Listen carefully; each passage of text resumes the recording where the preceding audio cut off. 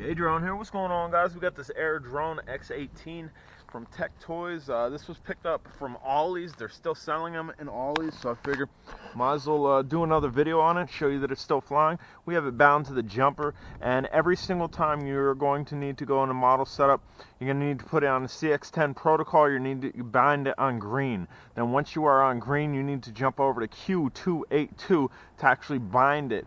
In between green and DM007, it will rise up, so you got to jump over quickly. But we have a wind that's going this way. As you can see, that kite up there moving 11 to 14 mile an hour. I don't know how this is going to do. We're going to see how it do. Let's go.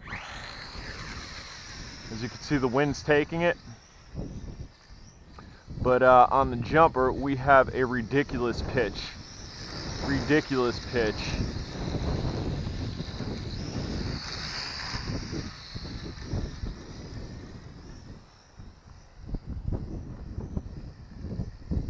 I can't even full pitch down because it will completely lose all of its altitude.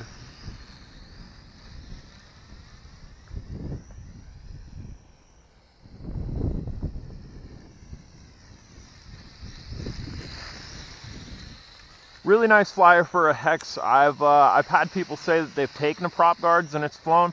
I've had other people say don't take off the prop guards, it won't fly. I took off the prop guards and did a little hover test in the house, and it seemed really wobbly, so we put the prop guards back on.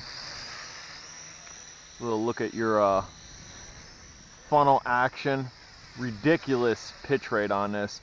So this drone on this controller will offer you, as I've said 100 times over again throughout this video, a greater pitch rate which will give you better speed, but you also get longer control range off of this. You could definitely put a 5.8 gigahertz camera on top of it, go in a set of goggles and go a little FPV exploring so long as you know what type of flight time that you are going to get. We'll go ahead and just climb a little bit with it. Not going to go too high because, again, we have a decent wind, and the wind, I'm sure, is much greater up there. We're going to turn it around towards ourselves, and we're going to bring it down quick. We're going to bring it down quick. Left stick down, right stick forward. And that came down really quick. That's kind of how you dive.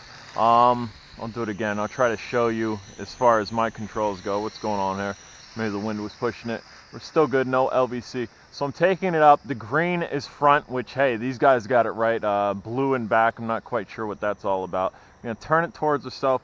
We're going to down on the left stick, and bamzo, kind of dives. Whoop, stay away from that tree.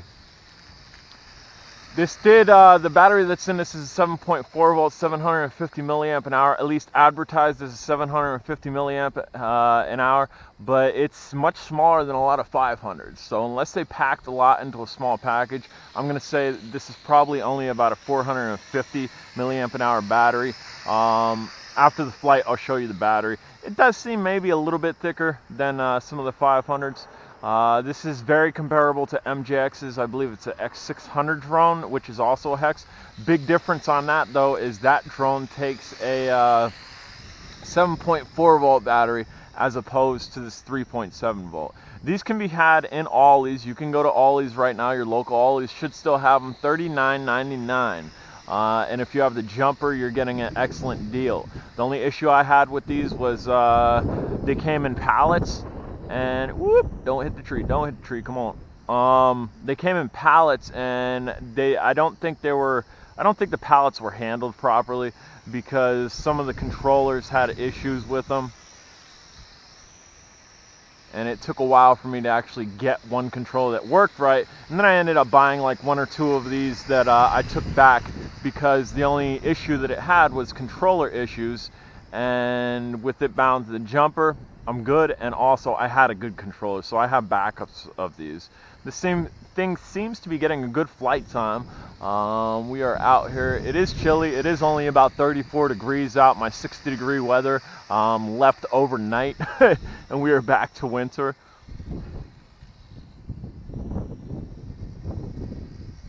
Again, we're just giving this a good fly.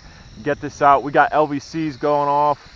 I don't know when the next time I'm going to fly this, so safe thing to do is if you don't know when the next time you're going to fly a drone, those LVCs go off, bring it down on the LVC. You could then just put this on a shelf, disconnect this wire from the drone, because even with the drone off and that wire connected, for some reason it still draws electricity. We did have a push button.